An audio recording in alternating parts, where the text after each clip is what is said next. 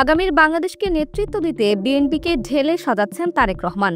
কেন্দ্রীয় কমিটির দায়িত্ব বন্টনে গুরুত্ব দিচ্ছেন তরুণ নেতাদের। চমকপ্রদ খবর হলো তারেক রহমান, তনয়া জাইমা রহমানও এবার সরাসরি বিএনপির রাজনীতিতে যুক্ত হতে পারেন, দায়িত্ব পেতে পারেন সাংগঠনিক কোনো পদে।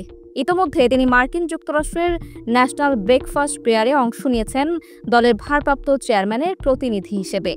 তারেক রহমান সম্ভবত চাচ্ছেন জাইমা রহমানকে তার পাশাপাশি রেখেই জিয়া পরিবারের পরবর্তী প্রজন্মের নেতৃত্ব সৃষ্টি করতে। 1-11 সরকারের সময় চিকিৎসার জন্য 2008 সালে সপরিবারে লন্ডন যান তারেক রহমান। এর ফলে ছোটবেলা থেকে লন্ডনেই পড়াশোনা করেছেন জাইমা রহমান। বিশ্বখ্যাত লন্ডনের কুইন মেরি ইউনিভার্সিটি থেকে ব্যারিস্টারি পাশ করেন তিনি। পড়াশোনা করার সময় রাজনৈতিক কোনো অনুষ্ঠানে দেখা যায়নি তাকে। তবে জুলাই-আগস্ট গণঅভ্যুত্থান চলাকালে তারেক রহমান লন্ডন থেকে ঢাকার ছাত্র সমন্বয়কারীদের সঙ্গে ভার্চুয়ালি যে বৈঠক করেন, সে সময় জাইমা রহমান তার সঙ্গে ছিলেন বলে জানা যায়। লন্ডনে আইন পেশায় সম্পৃক্ত রয়েছেন জাইমা রহমান।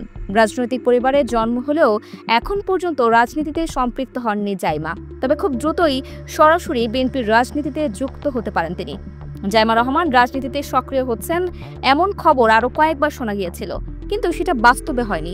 2023 সালেও তাকে রাজনীতিতে সক্রিয় দেখতে চেয়েছিলেন বগুড়ার নেতাকর্মীরা, কারণ বাবা তারেক রহমানের রাজনীতি শুরু এই বগুড়া থেকেই।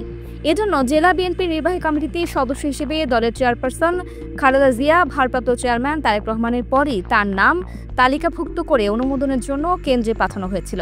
তবে গত অনুমোদিত বগুড়া জেলা বিএনপির 151 সদস্যের পূর্ণাঙ্গ কমিটির তালিকায় জাইমা রহমানের নাম ছিল না। প্রতিদিনের বাংলাদেশ পত্রিকার তৎকালীন এক প্রতিবেদন থেকে জানা যায়, বিএনপির হাইকমান্ড তখন জাইমা রহমানকে দলীয় রাজনীতিতে জড়াতে চায়নি। এ কারণে বগুড়া থেকে পাঠানো প্রস্তাবিত কমিটির তালিকা থেকে তার নাম বাদ দেন তারেক রহমান।